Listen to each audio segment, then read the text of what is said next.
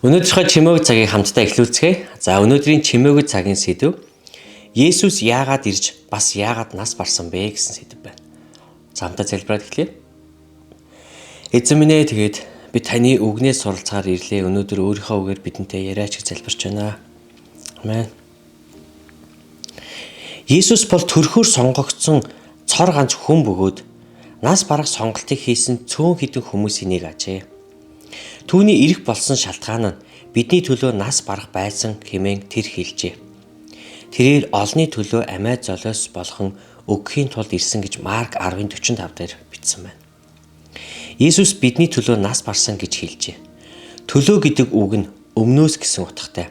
Тэрээр бидэнд хайртай учраас хийсэн бүхий л буруу зүйлсийнхээ төлөөх шийтгэлийг төлөхийг маань хүсээгүй учраас тэрээр үүнийг үйлдэжээ.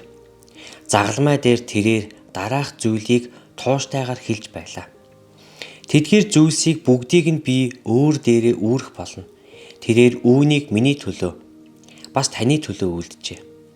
Хэрв та бид хоёр л энэ дэлхий дээр амьд байсан бол тэрээр үүнийг мөн л үйлдэх байсан.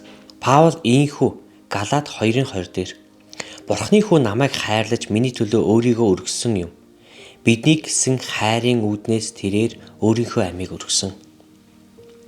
Үргэл гэдэг үг нь боолын худалдааны газраас үүдэлтэй үг ажээ. Ийдэг хүн боолыг худалдан авч чөлөөлж болох хэдий ч эхлээд үргэлийн мөнгө төлөгдөх ёстой.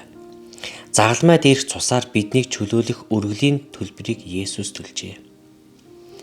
Марк 10:45 дээр учир нь хүний хүү үйлчлүүлэхийн тулд бус, харин үйлчлэхийн тулд мөн олны төлөө амиа золиос болгон өгөхийн тулд ирсэн билээ гэв. Галаад 2:20 дээр амьд байгаа нь би биш, харин миний дотор амьдардаг Христ юм. Идүүгээ мах боддоо миний амьдарч байгаа нь намайг хайрлаж миний төлөө өөрийгөө өргөсөн Бурхны хүүд итгэх итгэлээр амьдарч байгаа хэрэг юм аа. Амен. Тэгээ Бурхны хүү Есүс бидний төлөө загалмай дээр өөрийгөө өргөсөн. Тэгээ хамтдаа түүнд талархаж, тэгээ түүний үгийн дагуу хамтдаа амьдарцгаая. Тэгээд эзэвэг